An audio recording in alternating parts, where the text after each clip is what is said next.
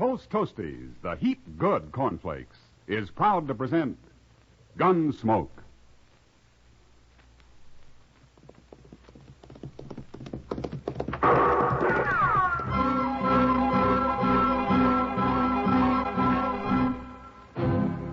Around Dodge City and in the territory on west, there's just one way to handle the killers and the spoilers, and that's with a U.S. Marshal and the smell of Gunsmoke.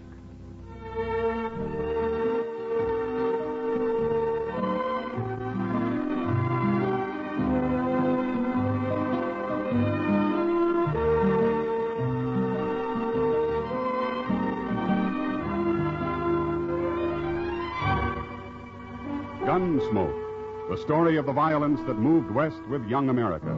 The story of a man who moved with it. Matt Dillon, United States Marshal. Say there, next time you hear a crackling noise in your kitchen, you better get up and investigate. Maybe somebody just couldn't wait for his breakfast of crackling crisp Post Toasties. And that's a treat you shouldn't miss. Post Toasties, you know, are the heap-good cornflakes. Why, after one taste, I'll bet anything you'll agree with me. Post Toasties is just the best thing that's happened to corn since the Indians discovered it. There's nothing quite like sweet kernel corn flavor when it's toasted right in. Toasted into crisp, fresh cornflakes. Man, oh man, that's Post Toasties. Heap-good cornflakes. Better try 'em. And now, Gunsmoke, starring William Conrad.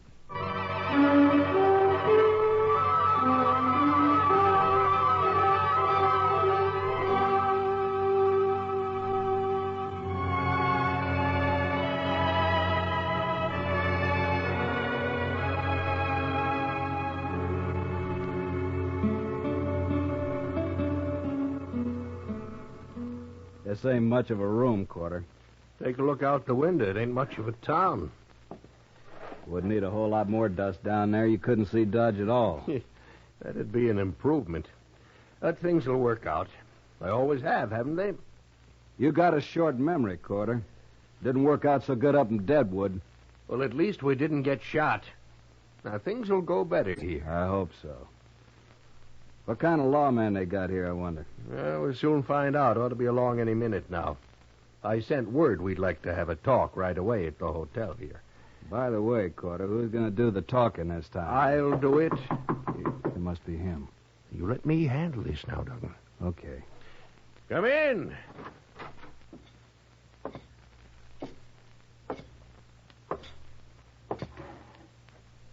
My name's Matt Dillon. Well, I'm Ben Corder, Marshal. This is my partner, Harry Duggan. Hello. Good night, Marshal.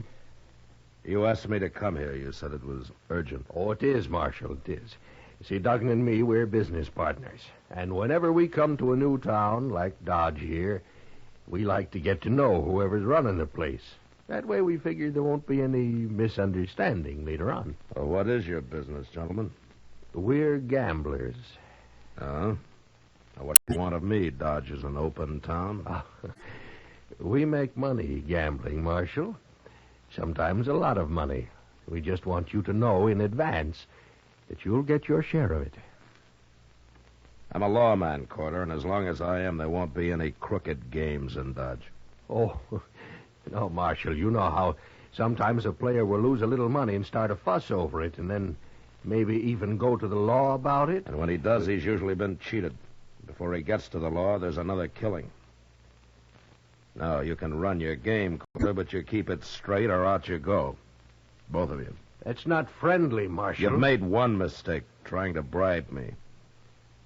You make another and you're through in Dodge. One of those hard-nosed marshals, huh? You'll find out soon enough, mister. Good day, gentlemen.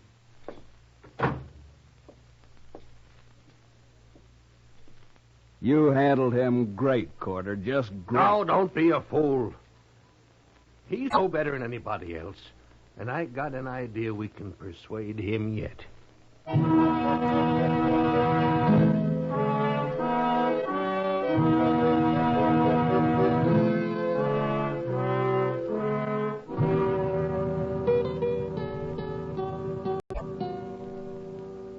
Chester,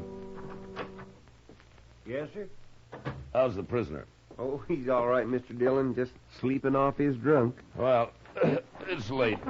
I think I'll get out of here and go to bed. Don't forget to put the lamp out before you leave the office, Chester. No, sir, I won't. Get up! You see anybody? You want a rifle? No. Stay where you are. All right, you can crawl over now and put that lamp out, huh? But stay low. Yes, sir.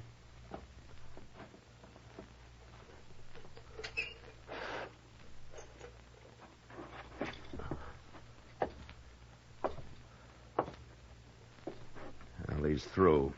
Ain't we going after him, Mr. Dillon? Now, he had a rifle, Chester, and he was in the alley just across the street. That's mighty poor shooting if he wanted to hit me. What do you mean? I think he was trying to scare me. To show me how they treat the law where he comes from. Oh, them two gamblers, huh? Yeah, maybe. But I can't be sure. And I'm going to take a rifle and go out the back way.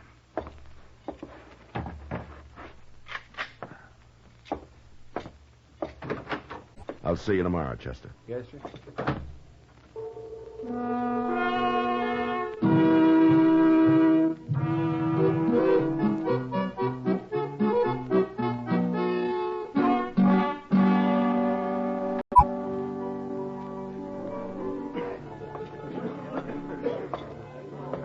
Hello, Matt. Good evening, Kitty. Sit down. Thanks. It's crowded in here tonight. I'll get you a drink. No, not now, huh? Chester was in earlier. He told me about your getting shot at last night. Well, I didn't get hit anyway. But you might have, especially a man with a rifle. Well, Kitty, I'll admit I don't like the idea of being ambushed. I prefer to do my fighting in the open. Oh, Matt. Why do you have to fight at all? Why can't you live like other men? Well, somebody has to enforce the law, Kitty. Sure. Forget it, Matt. Any idea who was after you last night? Well, it might have been one of those two men watching us from the bar over there. Maybe both of them. Oh? They look like gamblers to me. Yeah, they are. The one who's headed this way calls himself Ben Corder. If there's going to be trouble... No, there won't be. Just sit still. Evening, Marshal. Hello. Ah, a right pretty girl. Say what you have to say, Corder. Sure do make it hard to be friends, Marshal. I just wanted to say that I heard you got shot at last night. So? Well, I'm sorry it happened, that's all. I sure don't envy a man who has to be a marshal. It's mighty dangerous. And besides, it usually don't pay very good. Well, what do you think I ought to do about it, Corder? Quit? Oh, that isn't necessary, Marshal. Why, if you were smart, you could stay right here and make more money and take less chances, too. I didn't know for sure it was you, Corder. But I know it now. What do you mean? There's a stage out of Dodge in half an hour. You and Duggan are going to be on it. Oh, no, we're opening our new game across the street tonight. I'll take your gun, Corder. Now, wait a minute, Marshal. You can't do that. Yes, I can do Oh, it. no, you won't.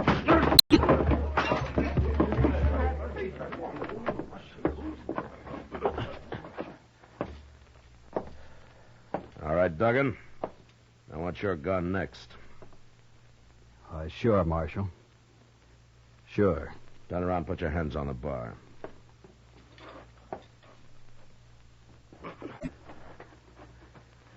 All right, now go pick up your partner. You're riding the stage north tonight. Now get going, Duggan, and don't ever come back, either one of you.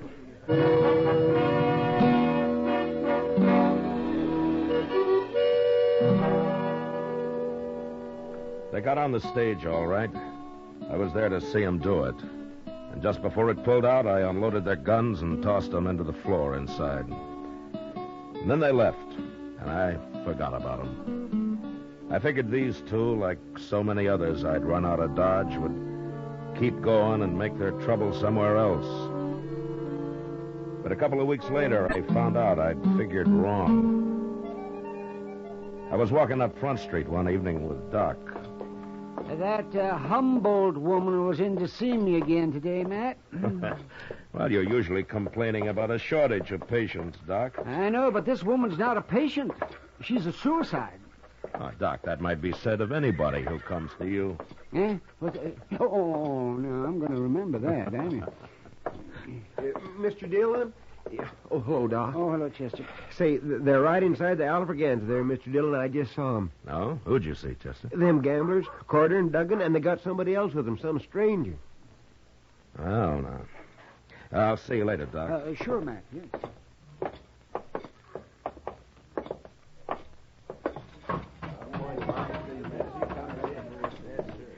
There they are, right down at the end of the bar there. All three of them. Well, I'll be. Here he is. Here he is, Toke. This is him. Wow. We're back, Marshal. And we brought a man with us to sort of look after our interests. You won't buffalo him so easy. Hello, Toke. You really Marshal here? Yeah? Why didn't they tell you? I didn't mention no name. What are you two talking about? What is this? Toke Marlin and I are old friends, Carter. We worked and rode a long time together. We went through quite a lot, didn't we, Toke? Too much. Remember? Yeah, I remember. You've sold your gun to these two. Is that right? That's right. So you're here to kill me? Yeah. I'm here to kill you.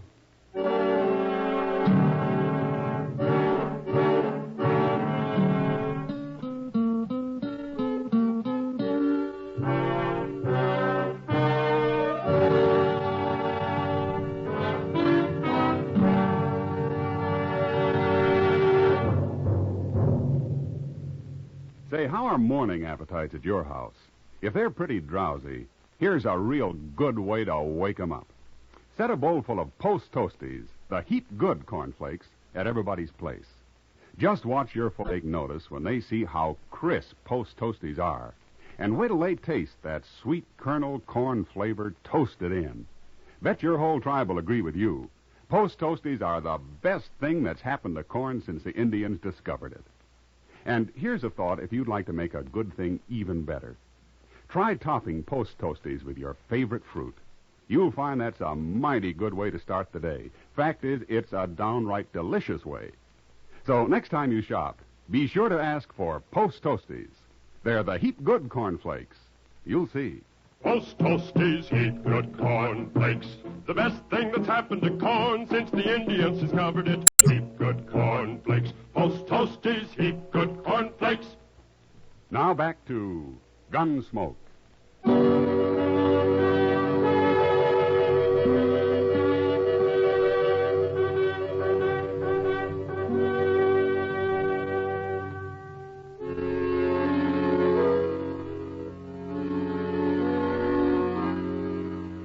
It was a bad feeling to meet Toke Marlin again after some 15 years, and to have him standing at the bar of the Alfraganza, hired by a couple of crooked gamblers to kill me. Toke and I had run horses together over in New Mexico until the night we rode into Silver City and got taken by a drunken mob and beaten half to death. It didn't matter who they were after or why. The next day, when they found out that we weren't the men they wanted, it was too late. Something had gone wrong inside Toke. And as soon as he was able, he rode off without a word. I never saw him again. Until now. How long you been a marshal? Long time, Toke. I never figured lawman for much. I want to talk to you, Toke. Come on over to the table. Oh, no, you don't, Marshal. Shut up, No, you... Carter. Come on, Toke. Sit down. Is this your profession now? Shooting people? Oh, I gamble a little. Why do you do it, Toke? I don't like people much. Not after what happened in Silver City. You recovered from that beating? We both did. We were young. That was a long time ago. Maybe my memory is better than yours. No, that isn't it. We both changed after that, Toke. We sure did. But we changed in different ways. You hate everybody. I just hate mobs. I guess that's one reason I became a lawman. There was a lawman helping them that night in Silver City. He was the sheriff. There are good sheriffs and bad. Like marshals. I suppose. It's kind of too bad you're a marshal, Matt. You're going to go through with this anyway, is that it? I'll never back off from a fight. What if I won't fight you? You don't have to. I get paid anyway. But you'll have to leave Dodge. You think I'll do that? No. But I'll give you 24 hours to think it over anyway. All right. That gives you 24 hours, too. I don't change. Talk's nothing to me. Money is, huh? It adds to the pleasure. You'd, enjoy shooting me? You ain't Matt Dillon. You're a U.S. Marshal. No, Toke, you're stupid. You don't think. Maybe, but I'm a pretty good gunman. Yeah, sure. Matt, you can let Corder and Duggan run their game here, or you can quit. It's a crooked game. There'd be fights. Men would die. No, I got a job, too, Toke. 24 hours, Marshal. Okay. 24 hours.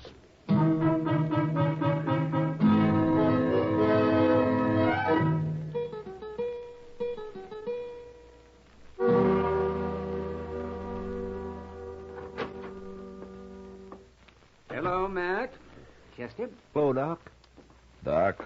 You're looking mighty glum today, Matt. Am I? You should be. Why? Well, I've been over to the Dodge House. Mr. Reisling's down with the gout again. And there's a lot of talk, Matt. I know you must have your reasons, but people are sure wondering what those two gamblers are doing back in town again. Well, that'll all be settled tonight, Doc. Well, I'm glad to hear it. Don't go to bed early, huh? We might need you. Yeah? A fight, man? Why, you didn't have any trouble with them before. Why, you... Oh, that other fella they brought with him. Yeah, that one. Ain't there no way at all to stop him, Mr. Dillon? I've been trying to think, Chester. If there's anything in this world I hate, it's a paid gunman. I got no use for a man that can be bought for money. Money's important to Toke, but I don't see how... You know where Toke is now? Well, he was in the Texas Trail a little while ago. Good. I'll be back later.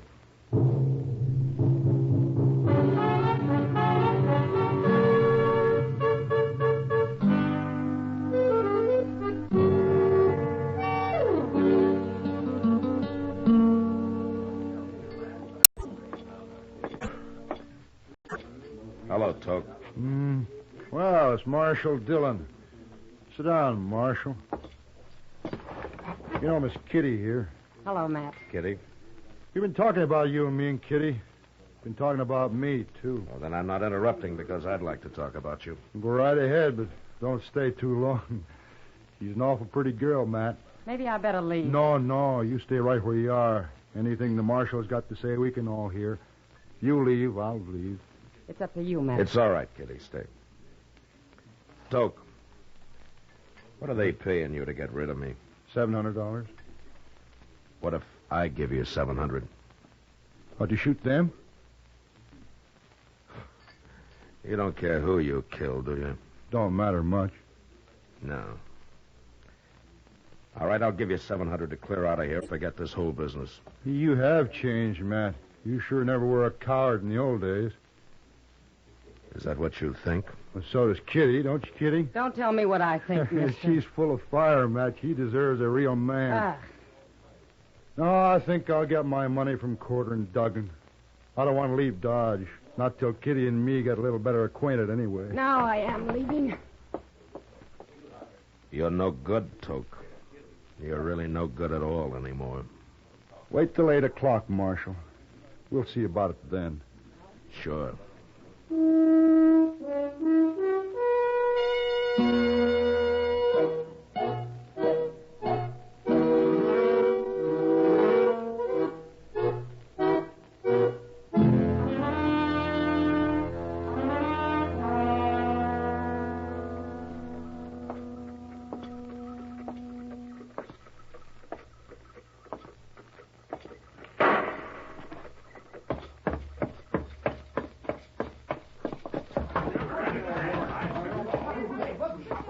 I saw it, Mr. Dillon. I was just coming for you.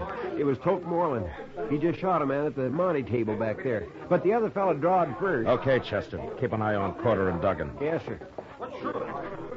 Toke! Evening, Marshal. You got here just in time.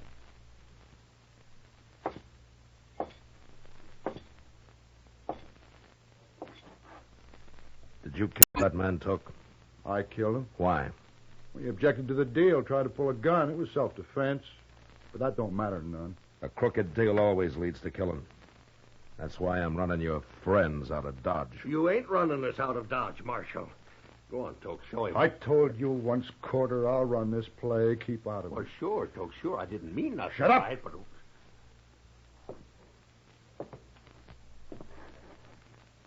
I guess you ain't a coward after all, Matt. Now get out of Dodge. Take them with you. No. I'm going to try to kill me another lawman first. Okay, Toke. So long. So long, Marshal.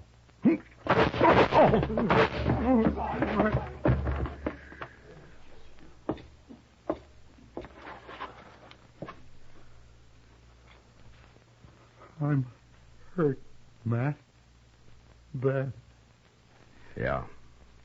You hit me both times. I had to, Toke. It was too late to do anything about it. Yeah. Yeah, it's too late. By heaven, I wish I had last week back again, Matt. So, here it is. Huh?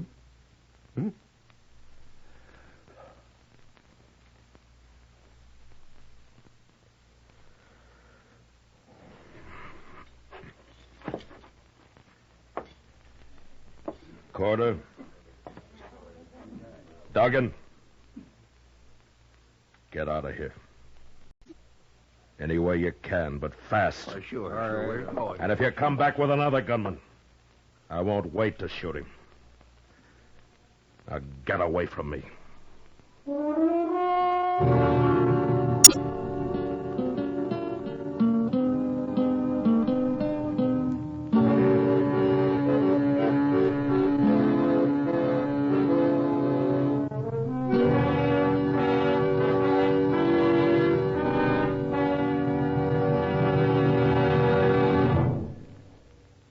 In just a moment, we'll tell you about next week's adventure on Gunsmoke. Say, Mother, want to see your small fry eat a better breakfast than ever? Well, may I suggest that you dish 'em up some sugar crinkles to start with? Sugar crinkles, you know, make breakfast more fun than a circus. Sugar crinkles is the sugar rice treat that's just right sweet. It's high time to forget the sugar-coated cereals that seem too sweet to you and those others that don't seem sweet enough to the kids. Just pour out crisp, golden sugar crinkles and see how just right sweet a sugar-coated cereal can be. Just right sweet. Be sure to get several packages of sugar crinkles, because they're great for snacks, too. Kids love 'em that way. Kids love 'em anyway. Try sugar crinkles, and you will, too. For your breakfast or a snack, you love sugar crinkles. Sugar crinkles can't be beat. Sugar rice treat that's just right sweet. With milk, what a breakfast joy. As a snack from the pack, oh boy! Can't be beat, just right sweet. Sugar crinkles good to eat.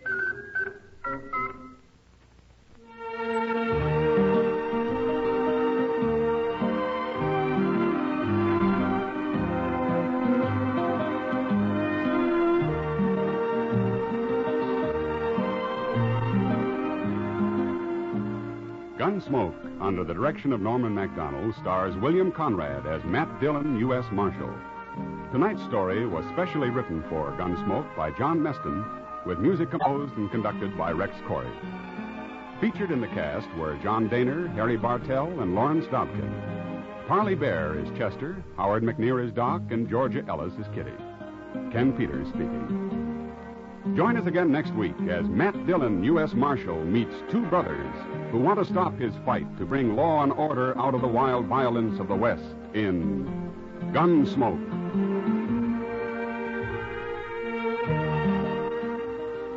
Listen next week at this time when Gunsmoke will be brought to you by Sugar Crinkles, the sugar rice treat that's just right sweet. Sanka Coffee and Instant Sanka, the two delicious coffees that let you sleep, bring you Sanka Salutes. And this is Win Elliott transcribed, saluting our people of the week, the everyday people who help make America an even nicer place in which to live. Your name is Private William Ault of Hyde Park, New York. And though you're home now from Korea, a part of you remains there in the heart and soul of a gentle Korean lad whom you knew only as Kim. You, Private Ault, hardly noticed this young war waif who peeled potatoes and sometimes scrubbed pots at your company mess. But then there was something you did notice. Whenever this scullery boy had time, he was poring over a book, an American book on engineering. Kim had a dream. Korea needed rebuilding, the roads, the bridges, the towns, and he wanted to be a part of it. Though he hadn't a penny, he wanted to scrape up enough money to go to school and to become a civil engineer. And not long after that, you, Private Ault, were ready to go home to America, where the schools are free and the bridges have been built. But you had one beautiful goodbye gift for your little friend Kim.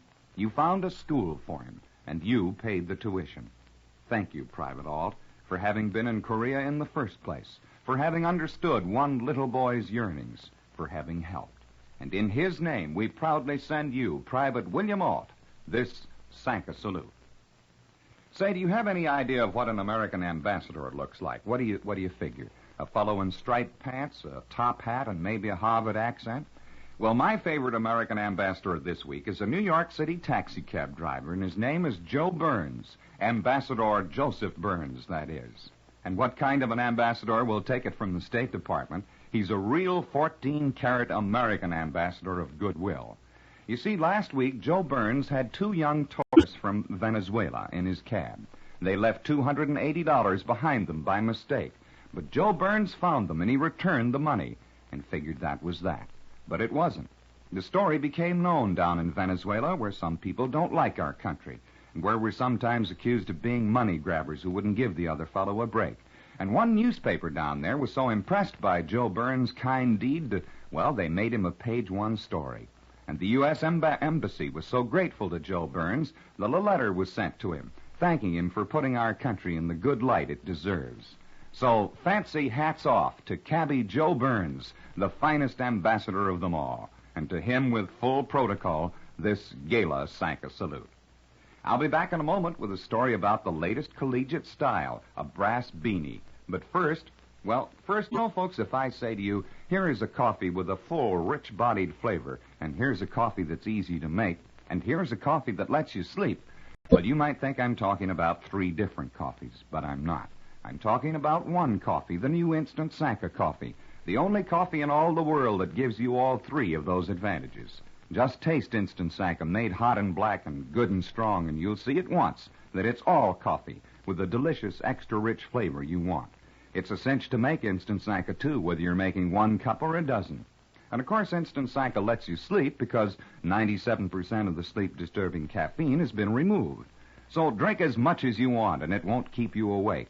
Oh, and look for Instant Sanka in the new economy size jar, and you'll save money. If your grocer hasn't already got it, he'll have it soon. So drink Instant Sanka, the only coffee that combines extra-rich flavor with instant ease and lets you sleep. Now, here's a memo to the upperclassmen at St. Ambrose College out in Iowa. Go easy on one of the freshmen who's around the campus now wearing one of those beanie caps, fellas. He's a freshman named Vandy Farrell. You see, gentlemen, until freshman Farrell put on a beanie, he wore the hat of a regular Army major. And I don't know how you feel, but I think that 58-year-old freshman Farrell must be quite a guy to begin his Army retirement in this style. So I'll take my hat off to him with this Sanka salute. And I'll be back next week when Sanka Coffee and Instant Sanka, both delicious and both caffeine-free, will again present Sanka salutes. In the meantime, this is Win Elliott suggesting you try Sanka. You love it, and you'll sleep. This is the CBS Radio Network.